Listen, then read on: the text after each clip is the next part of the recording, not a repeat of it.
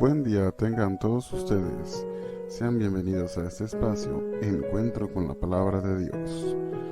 Curso Bíblico Teológico impartido por el presbítero Pedro Gutiérrez Farías. Acompáñanos todos los sábados a las 11 de la mañana por este perfil de Facebook. Y recuerda, seguirnos a través de nuestros perfiles de Facebook como Diócesis de Ciudad Lázaro Cárdenas y Pedro Gutiérrez Farías. No te lo pierdas. Dichosos los que escuchan la palabra de Dios y la ponen en práctica. ¿Qué tal? Les doy un cordial saludo, su amigo el Padre Pedro, en este programa de ustedes, cada sábado, el encuentro con la palabra de Dios. Y en esta ocasión quiero, aparte de saludarlos, decirles que vamos a continuar viendo algunos aspectos y algunos temas que trata el Evangelio de San Mateo. Si ustedes recuerdan, pues hace 2 sábados empezamos con la primera parte, el sábado anterior con la segunda, y ahora solamente estaremos viendo en este tema y algún otro de otro sábado, estaremos viendo algunos aspectos que toca nuestro evangelista San Mateo. Pues bien, sean bienvenidos todos ustedes, los invito como siempre a que nos preparemos en casita para poder disfrutar de este estudio de la palabra de Dios, de la Biblia, con estos temas que les comparto con mucho gusto. Sean bienvenidos y nos preparamos. Bien, y no podemos empezar sin antes encomendarnos a Dios. Los invito para que hagamos nuestra oración y podamos iniciar así nuestro tema de hoy. Algún aspecto, algunos temas sobre el Evangelio de Mateo. Señor, nos encontramos nuevamente haciendo esta transmisión. Te agradecemos por el regalo de la vida.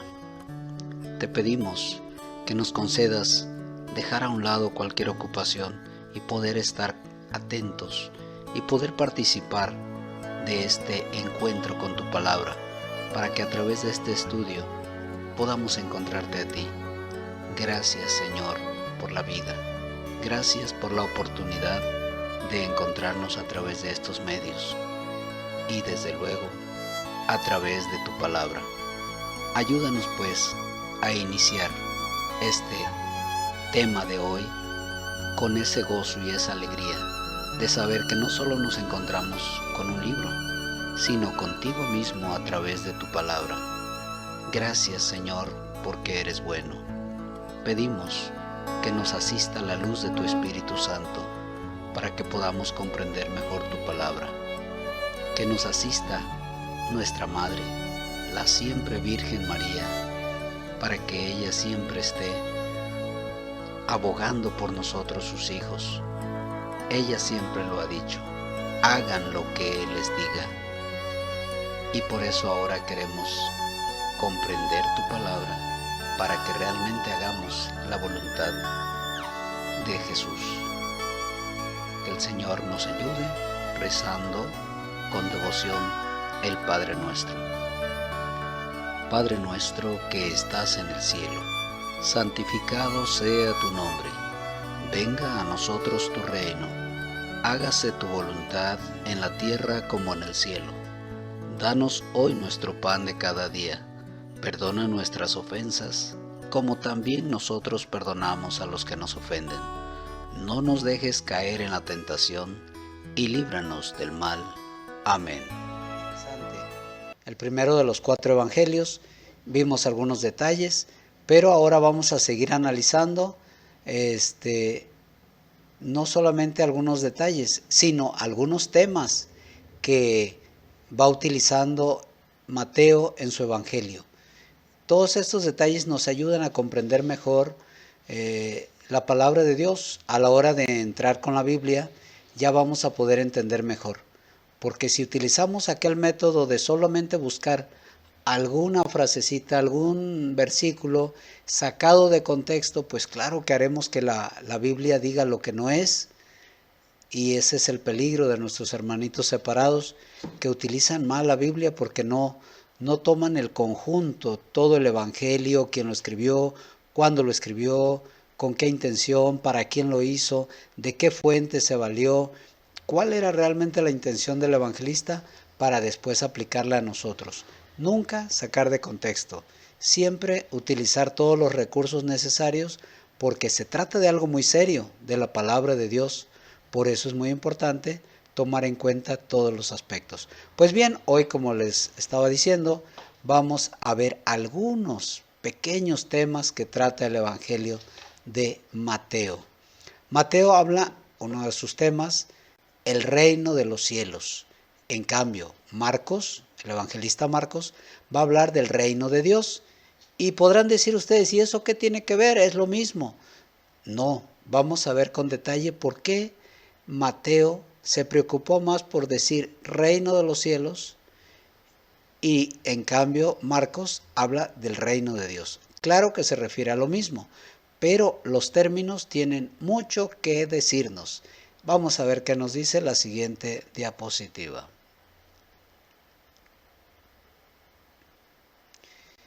Bien, pues aquí vemos, por reverencia a Dios, los judíos a menudo evitaron usar el nombre divino, es decir, el nombre de Dios. Por eso inclusive en el Antiguo Testamento vemos esa palabra Yahvé, mal traducida por los protestantes de Jehová, pero no significa un nombre en cuanto tal, sino la palabra en sí, en hebreo, significa yo soy el que soy, para no utilizar así propiamente Dios o referirse directamente a Él, para evitar esto, porque para ellos era algo, y es, desde luego, tan sagrado, pero no había esa cercanía que nos vino a traer Jesús. Solamente Moisés se atrevió a hablar con él cara a cara. Bien, entonces, a cualquier palabra cercana al nombre para evitar usar el nombre de Dios en vano accidentalmente. Una forma en la que ellos hicieron esto fue al reemplazar la palabra Dios con la palabra cielo. Y esto es precisamente lo que Mateo hizo cuando usó la frase reino de los cielos. Cuando comparamos pasajes paralelos en los evangelios sinópticos, vemos que donde los otros autores de los evangelios utilizan el término reino de Dios, Mateo usa la frase reino de los cielos. ¿Sí? Entonces ya vimos que se refiere a lo mismo, pero Mateo, que escribió para los judíos principalmente, por eso no quiere entrar en controversia con ellos al utilizar directamente el nombre de Dios. Bien, vamos a ver qué nos dice la siguiente diapositiva. Vamos a poner un ejemplo. Pongamos un ejemplo. Escuchemos lo que Marcos registró en la parábola de la semilla de mostaza en Marcos 4, 30 y 31. Ojalá lo lean en casa. Vale la pena. Aquí está escrito. Jesús decía también, ¿a qué haremos semejante al reino de Dios? ¿O con qué parábola lo compararemos? Es como un grano de mostaza que cuando se siembra en la tierra es la más pequeña de todas las semillas que hay en la tierra. Marcos 4, 30 al 31. Bien, pues vemos aquí cómo es un ejemplo de que Marcos sí utiliza la palabra reino de Dios y Mateo reino de los cielos. Aquí Marcos usó forma normal de la frase reino de Dios, pero escuchemos la versión de Mateo, de la parábola en Mateo, o sea, la misma parábola, y la encontramos en Mateo 13, 31. Otra parábola de Jesús sobre el reino diciendo, el reino de los cielos es semejante al grano de mostaza que un hombre tomó y sembró en su campo. Mateo 13, 31. Cuando Mateo relata el mismo evangelio, él utiliza el término reino de los cielos, donde Marcos habla utilizando el término reino de Dios. Bueno, yo creo que ya más o menos está quedando claro la diferencia. Bien, la forma de Dios de hacer el reino, a lo que él llama el reino de los cielos, y la forma de la humanidad de gobernar, reinar y actuar y comportarse hacia los demás, lo que podemos llamar los reinos de este mundo.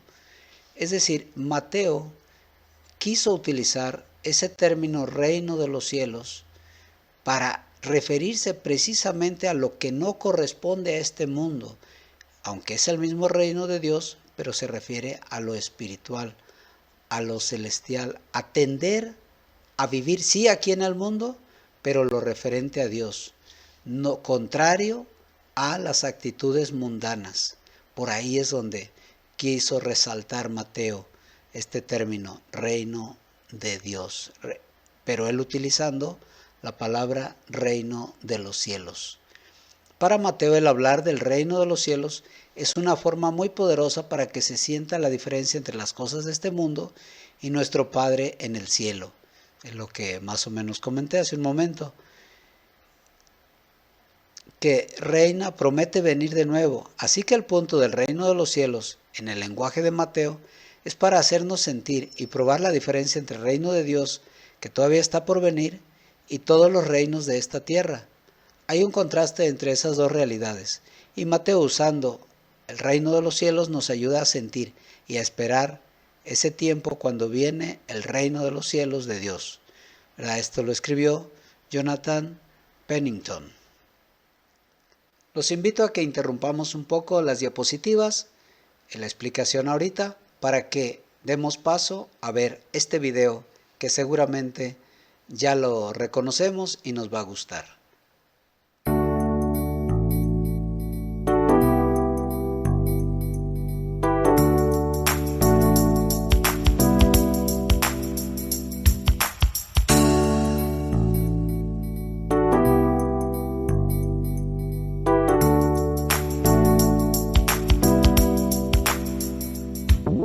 Santa Biblia para mí, eres un tesoro aquí.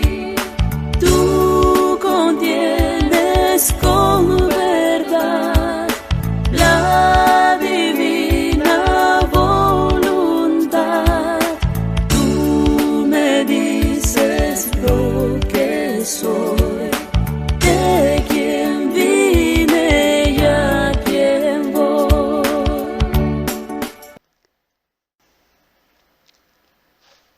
Bien, vamos a seguir con nuestro estudio interesante.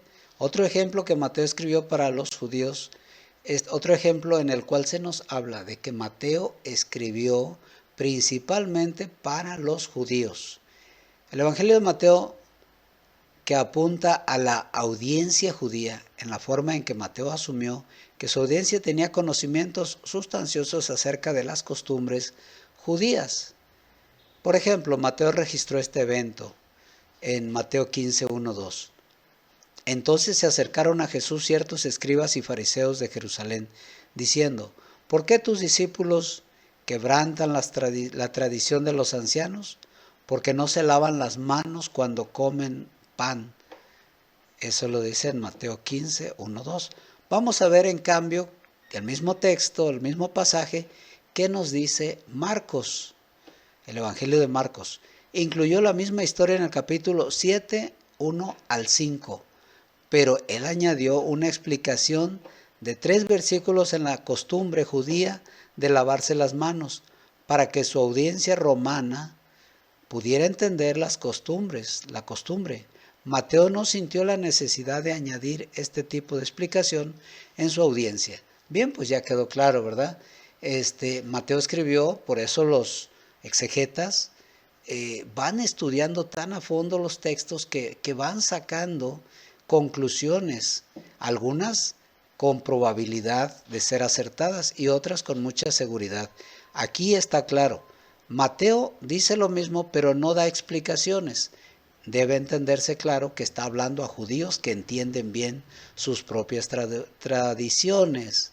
Y en cambio, Marcos, como ya lo decía aquí, que escribió para otro auditorio, para los romanos, para otras personas paganas, entonces sí tenía que explicarles esas costumbres judías.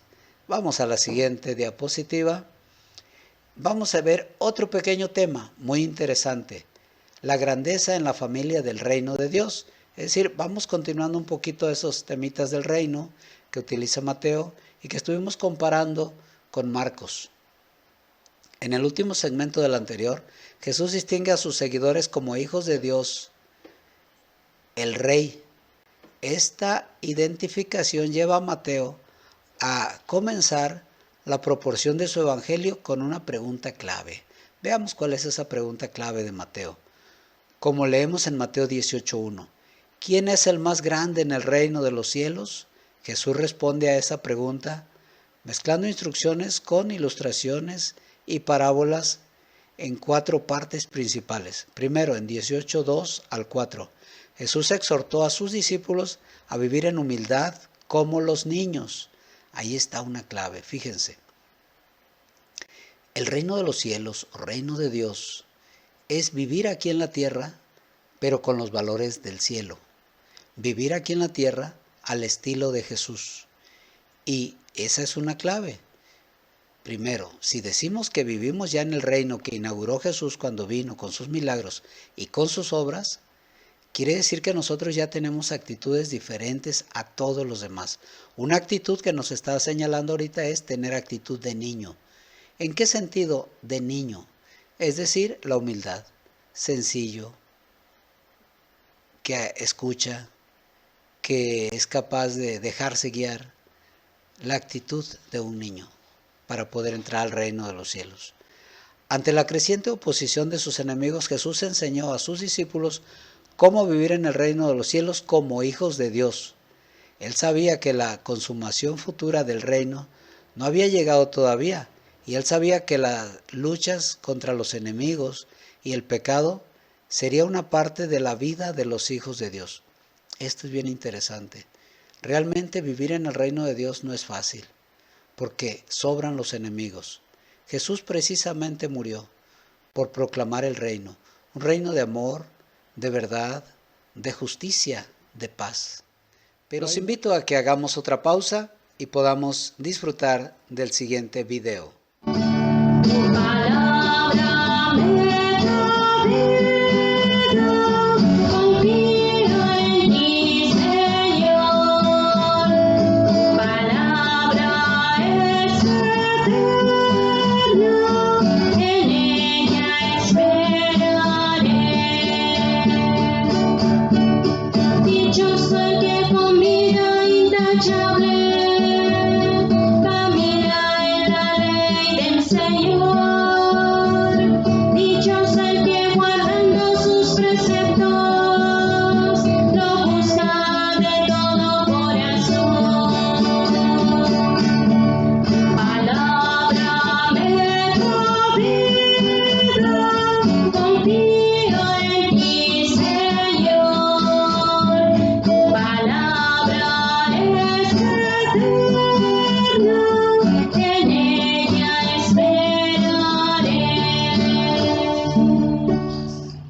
Pero hay muchos enemigos del reino.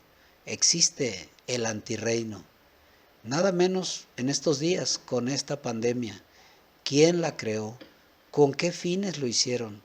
¿Cuánto daño han causado? ¿Cuántas muertes han causado?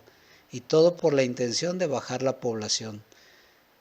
Qué tristes situaciones se están dando. ¿Cómo se dio? No han dado respuesta.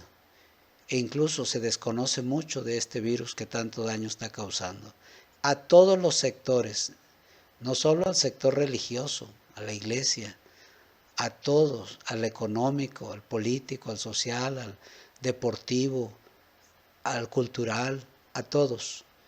Por eso es importante que los católicos no olvidemos que aún en medio de pandemias y de todo, lo principal es la comunidad, el hermano, que no perdamos de vista que por seguir los señalamientos, que claro que hay que seguirlos para cuidarnos, para protegernos, pero que no por eso perdamos el sentido de amar al hermano, de sentir lo nuestro, de hacer algo por los demás.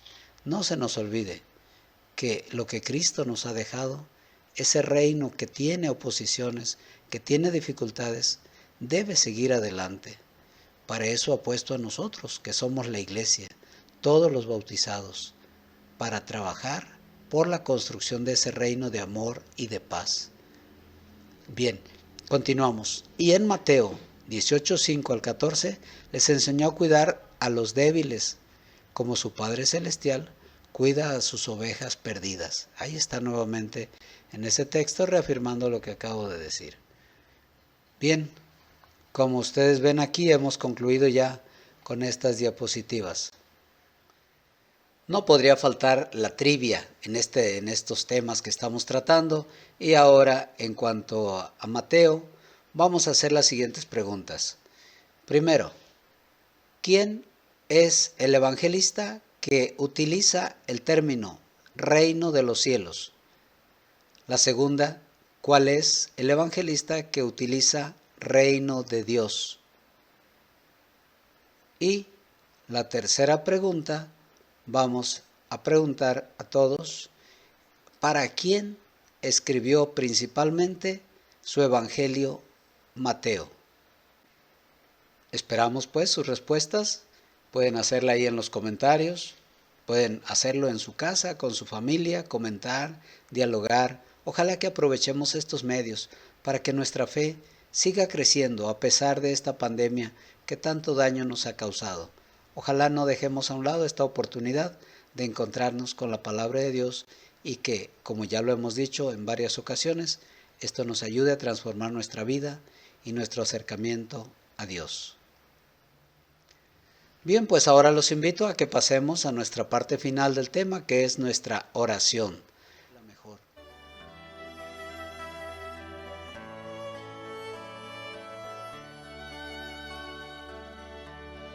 Señor, te damos gracias por habernos concedido transmitir este programa, este curso bíblico Encuentro con tu Palabra.